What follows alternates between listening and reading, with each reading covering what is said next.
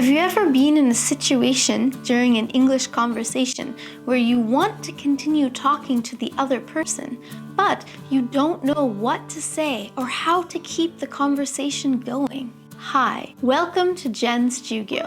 My name is Jen, and today I'm going to give you 5 tips for continuing a conversation in English. My first tip for helping to continue a conversation in English is to give details about your answers.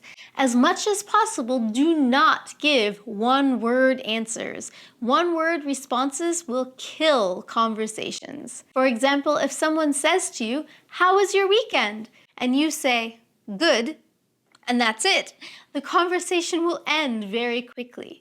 Instead, you can give some details about what you did on the weekend or why what you did on the weekend was special for you.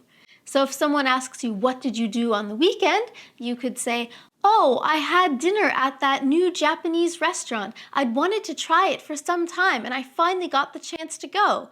Have you heard of it?" Or "Have you been there?" You can even ask some questions in your details. Another example, if someone asks you, "What's your favorite something?" and you just give one-word answer, it won't be very good.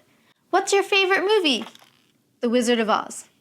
But if I give more details, for example, "Oh, The Wizard of Oz is my favorite movie. Judy Garland is such a talented singer," then the other person might have the opportunity to say something like, "Oh, you like Judy Garland. What other movies was she in?" Right? It gives the other person an opportunity to ask you more questions and keep the conversation going because you provided some details. You can also use this tip if someone gives you a compliment about something.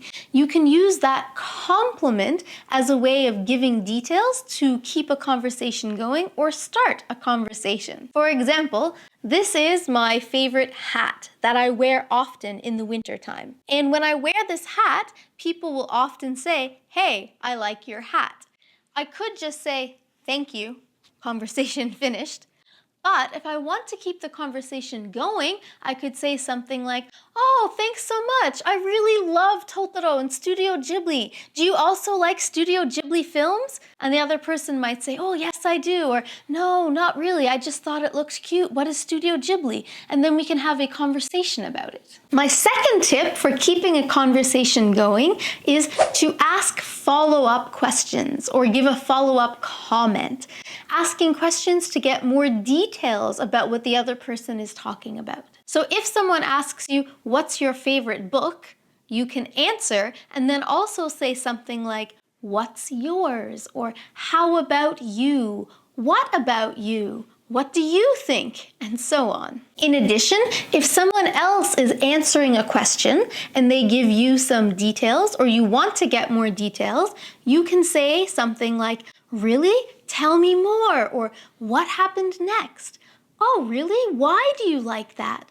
"Oh, what do you like about that?" If someone is telling you about something they did, you could say, "Oh, what did you think about it?" or "How was it?" And the other person can give more details about their experience. My third tip for keeping a conversation going in English is to ask more open-ended questions.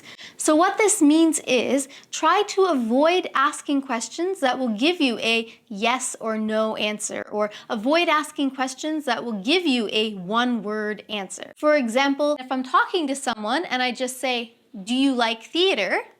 that is a very closed-ended question. Yes, I do. No, I don't. And your conversation could die. But instead of saying, "Do you like theater?" I could say, "What do you think about theater?"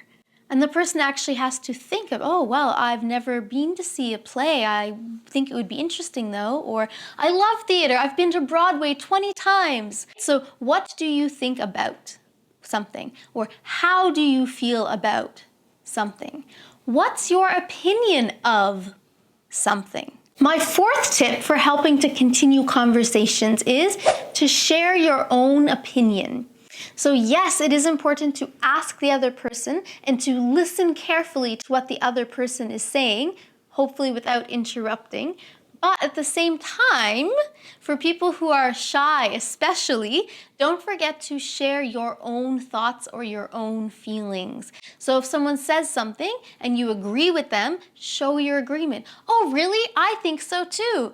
Oh, your favorite food is chocolate? Mine is chocolate too. My favorite chocolate shop is Godiva. How about you? Share your own opinion in the conversation. Some good expressions could be, oh, I think so too because, or yeah, I agree with you because, or if you want to sort of talk about the same topic but go off topic a little bit, you could say, oh, that reminds me of, and share what it reminds you of. That reminds me of a time I did this, or oh, that reminds me of when I lived in Japan, or that reminds me of when I was on vacation in this place. And then you can share a personal story with the other person, which will then keep the conversation going and take it to a deeper level. My fifth tip for keeping conversations going is to show that you are interested in what the other person is saying. Express your enthusiasm. If you just sit there silently,